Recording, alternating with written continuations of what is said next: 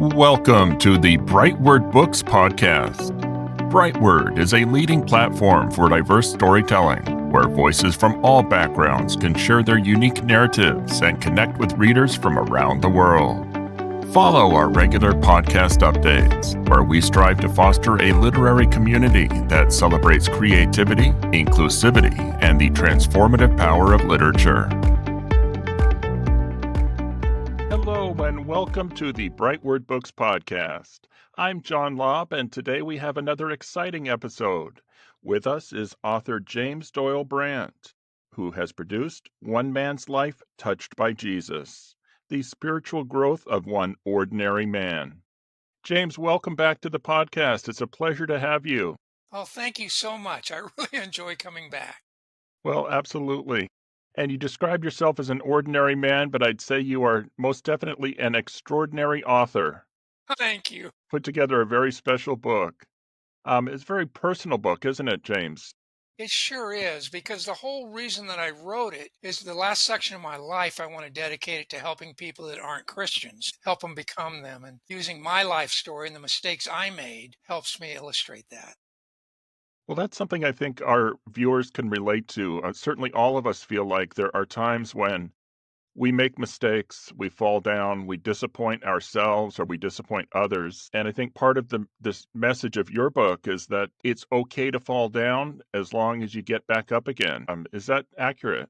Yes, absolutely. So, in your first appearance, you talked about your journey back to faith.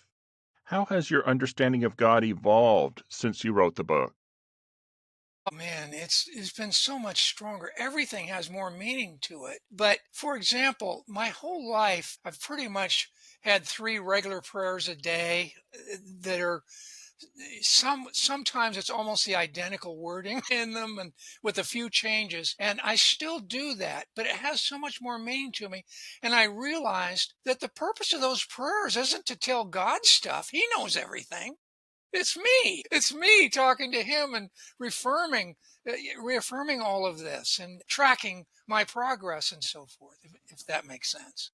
Absolutely. There's nothing new that you could tell God that he doesn't already know. Right. Right. It's more for helping me.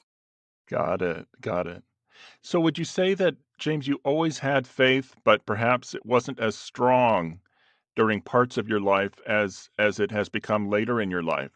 That's true. I had such a solid upbringing that I always believed in Jesus and everything, but in the middle of my life, I just didn't focus on that. And when things happened to me, I expected it to be corrected right away. Well, that isn't the way it works. You might not like the answers to some things, right, as they come. And life isn't always fair, as they say. Absolutely. Yeah. And sometimes you don't see things for a long time.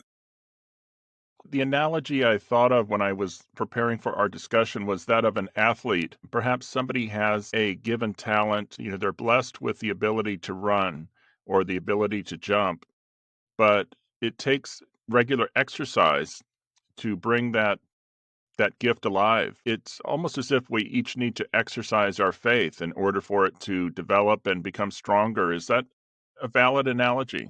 Yes, I think that's a good way to put it. Yeah, I felt that strongly my whole life, and in the middle of my life, I didn't think about that all the time. Mhm. When you were writing the book, James, were there times when you learned things about yourself? I assume it was almost a process of discovery as much as a process of writing. Boy, that is sure true. And some of the details, when I verified them, I was wrong about some things. So I, of course, didn't put that in the book. But I mean, I was able to correct certain things. And that's true. Your memory isn't always as good as you think it is. For all of us, all of Yes. us. That seems to be what makes the book so strong. It's really from your heart. It's a very personal story, and for that reason, I think one that readers can easily identify with and relate to. Yeah, and I tried to not include any things that made me look real good. Like I didn't include any of my in the Marine Corps when I was in Vietnam and all that. There's nothing in there about just that I went and just, because I wanted to focus on my spiritual growth and what that did. And making myself look good doesn't do anything. I wanted to show what I went through, and I'd rather show the mistakes that I made, and how I corrected those. Absolutely. Absolutely. Well, speaking of the Marine Corps, thank you for your service, by the way. Uh, Thank you. so you were in the service, you were a business owner, you've been a husband. Which of those roles has made it most clear to you, hand of God in your life? It's funny, this might seem surprising, but it's my second marriage. It's bizarre, but I wasn't, I'd been single for over 20 years after my first marriage broke up, and I had no intention of getting married again. And I met her in the Philippines. My company had an office there, and I had to go there 2 or 3 times a year. And I met her there, and just these images kept coming. But I still didn't know that it was real until we actually moved back there. And then I saw how close her family was to my father's family when I grew up, and all these things just connected. And a lot of it had to do with her family is very strong in their religious beliefs, but she's a Seventh-day Adventist. I didn't even know anything about that church. But my father had taught me that it really didn't matter which Christian church you went to, that it was your personal relationship with God that was important, because he moved around a lot. He was an engineer for the state of California, and we switched towns a lot. And sometimes there was only one church in the town, so we didn't have a lot of choice. And he said, that doesn't matter, and I believed that. So switching to her church was not a problem for me. Excellent, excellent. Well, what a blessing to find a new companion after so many years. Yeah, it was unbelievable. And I got so surprised when we actually moved to the Philippines. It just because I did that to pay her back because she was with me for 10 years in the US. And I wasn't expecting to feel so good about it. Absolutely. Well, good for you. James, what do you say to a Christian or even a non-Christian who prays to God or asks Jesus for support and doesn't feel like they get an answer and feel despondent? What do you say to that person? Yeah, I've had that happen. And I give them examples of times when my prayers weren't answered for a long time, or I didn't get the answer I wanted. When I was in the Marine Corps, I wanted to stay in the Marine Corps. And I kept praying about it and everything. I liked it, but it was time for me to move, and I didn't realize until probably over a year after I left that was the best decision I ever made. Not because there's anything wrong with the Marine Corps, but for me, it opened up to when I went to Security Pacific Bank, and a whole different experience for me. But yet I had gotten close to IBM while I was in the Marine Corps. That's what led me to them. And then that's what was important to Security Pacific Bank was my relationship with IBM. And it's hard to explain all these things, but sometimes you don't know till a year later why you needed to make a certain decision. And to leave the Marine Corps when I had no job, it didn't make any sense. But I had this strong urge that that's what I had to do. And with the military, you have to make a hard decision. You either stay or you go. You can't just screw around and They want a wait for a while. commitment. Right, right. Yeah, yeah. So that was the biggest one. Excellent. You talk about helping others to have what you have. Can you expound on that a little bit, James? What exactly do you have and that you would invite others to have what you have? I have a really close friend. I've been involved in the Democratic Party for 30 years, and I've been an officer of the state and so forth. And I have a close friend over those 30 years that he is not a Christian. He's never even been to one. And he had a stroke about 3 years ago, and I invited him to our church, and he went twice. And I talked to him about becoming a Christian, and I'm actually going to write a book about him. Anyway, working with him, it helped me as much as I'm helping him. But he's starting to see. But because of the stroke that he suffered, he's hospitalized. So it's added a lot of complications. Well, I'm sorry to hear that.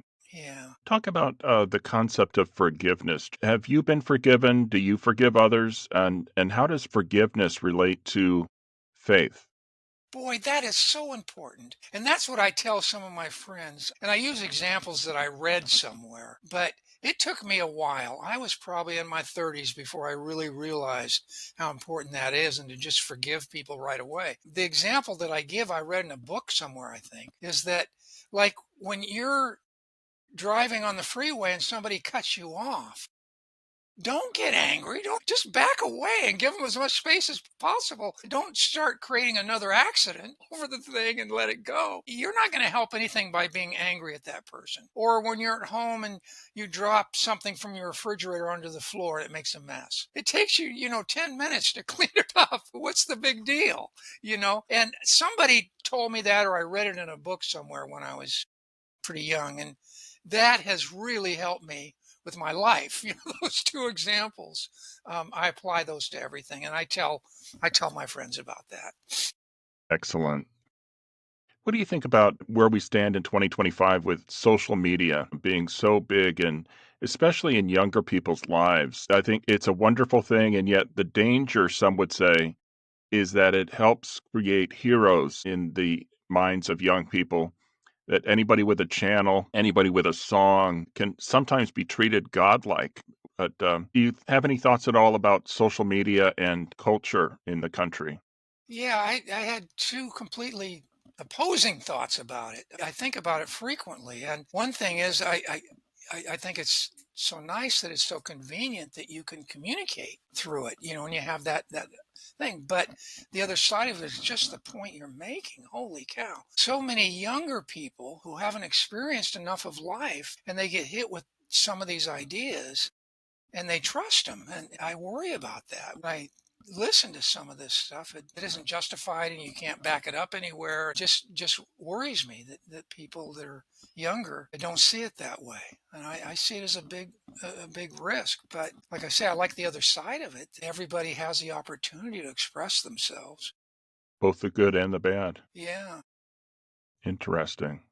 What do you say to Christians or non-Christians who feel that God is distant? How can they make God more tangible in their life? Boy, that is a tough one. That was a tough one for me. That's where in the middle of my life I just wasn't focused on because I expected the answer that I wanted to hear, not the one that I eventually got. It wasn't until I looked back over my life and analyzed the times that I prayed real hard and what happened.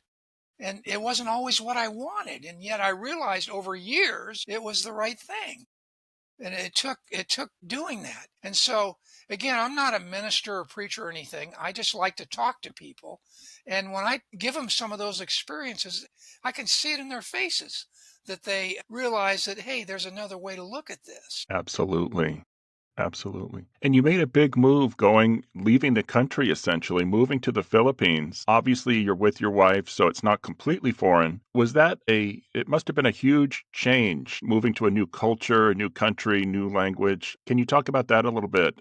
Absolutely. Now, I did have a couple things that were leading me to that. My father was stationed in the Philippines during World War II. And when I was in Vietnam, I went to the Philippines for my 2 week break at my father's request. I went to where he was stationed in the Philippines. So I had a little bit of understanding, but I didn't know anything about the Philippines. I just had those two references. I was nervous when I mean, it was my decision to move to the Philippines. I surprised her with that. But I was doing that for her. But then after I moved, it was a great move for me. I adjusted to the culture. And luckily in the Philippines, they speak English everywhere.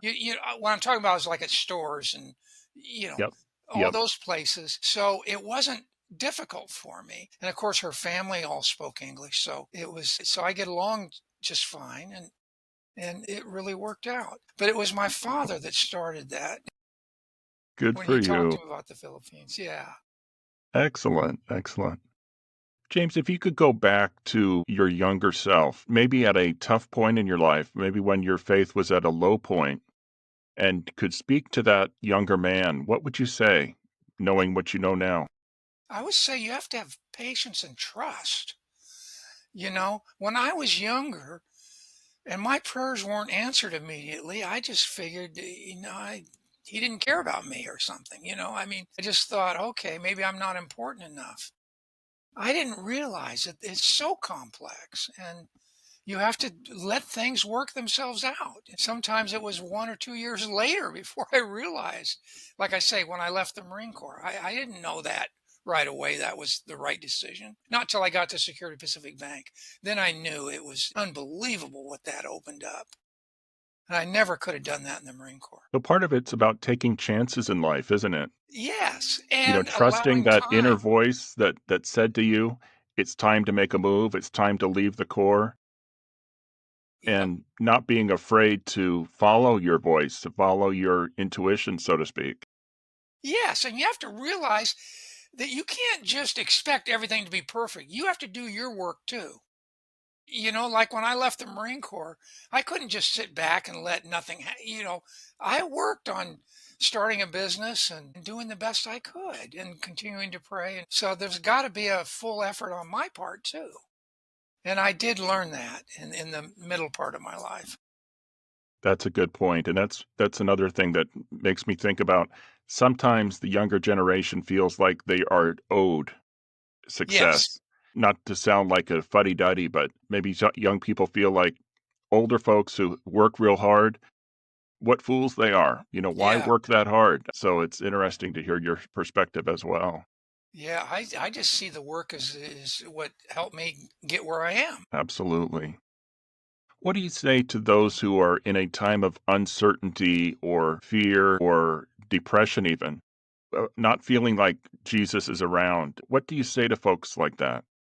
I tell them to look at everything and to focus on some things that there are all kinds of things that are going on in their lives at the same time. And there are some of it are benefits, and don't be so negative when bad things happen. Just recently, I had somebody scam me for a whole bunch of money in my business. And I had to pray and think about it for a while and realize I shouldn't focus on that. I did what I could to resolve it, but I need to focus on everything else. And there were hundreds of other things in my life that were going really well. Don't let that ruin everything else. So you're not a foolish businessman, but you're not going to let a single loss take over your life either. Right, right. Absolutely. Excellent. Well, it sounds like God has always been in your life. And like for all of us, for all believers, sometimes we recognize that He's there, sometimes we don't. I think of the parable of the footprints in the sand Yeah. and the person saying, Lord, at the toughest times, I see only one set of footprints. And of course, He was carrying that person, and they didn't realize it at the time. Yeah. Boy, that's so true. So, what is next for you, James? You mentioned about another book coming. Can you speak Yes. about that at all and give us a little preview? Yes, I'm working on the second book. What I plan to do is write three books about non Christians and working with them to become Christians. And whether they do or not, I still want to write the book, whether it's successful or not successful, but go through the process of reaching out to them. And it's funny, like the person I'm working with right now, I appreciate some things about him way better than I do about Christians that I know real well. I mean, he's a good person, honest, and works hard, but he's just never been exposed to Christianity. And it's hard to believe that in the United States, for that to happen, but it did. And so I think writing about that, and if he ends up becoming, and he has gone to my church several times, he is making an effort. But since he's hospitalized now, it's adding a lot of complications. Well, it sounds like noble work indeed that you're conducting, and sounds like something that will be worthwhile. And even if folks don't necessarily convert from non-Christian to Christian, they can still pick something up from reading your book and Yep, reading your forthcoming book. absolutely. Wonderful.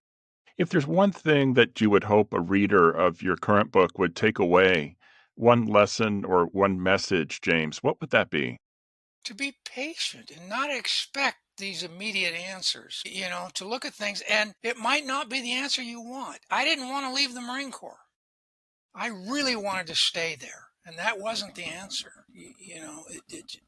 It just wasn't. And when I was growing up in Paradise in Northern California, I didn't. My father's going to move to Southern California my senior year of high school, and I thought my football career would be over. I did not want to go, and it wasn't until the last day that I got the message that no, you're going. That this is part of your life. And then I ended up being real successful in football, even though I only did my senior year in Southern California. It's just the opposite of what I thought. You have to trust. and give time and allow time for things to happen and do And your of course, best. trust is a virtue and patience is a virtue. And I think both are sometimes in short supply in our modern world. I know that's true, and yet my life's example is how you really benefit if you just have some patience and trust. Sometimes you got to allow time. James, are there parts of your story that didn't make it into the book, aside from the mistakes you made? Mhm. Any parts of your story that you wish you had included, or that perhaps will be yet another new book forthcoming? Well, when I think about that, I want to talk about my experiences of trying to involve other people. I want to write the books about that. Sometimes what I went through during the times when my prayers weren't answered right away. I'd like to spend more time on that. And then some of my successful things, I left those out of the book because I didn't want to focus on that. But in the Marine Corps, I loved flying helicopters and jets too, and there were I had a lot of experiences that made me feel good about life. I'd like to add those maybe in a future book. Absolutely, and that sounds like an exciting life, flying jets and flying helicopters. Yeah, yeah. It was hard to leave that. That's I'll why I was saying bet, I didn't want to leave the Marine Corps, but I bet. yeah. James, did you ever fly in combat situations? Yes, helicopters. Yes. Wow, I didn't like flying the jets off aircraft carriers. They weren't involved. They fly off the carrier and they go fly a 2-hour flight and drop some bombs or something, but that's it. They're not really where a helicopter, you're right there with the people. You land right next to them. You're true. You sleep with them at night and it's a completely different experience. bet. I'll bet. And the old saying about there are no atheists in foxholes, would you say that's a true Yeah, statement? I certainly experienced that. Yes. Excellent, excellent. Well, James, it's been wonderful visiting with you. I thank you so much for joining us again on the podcast.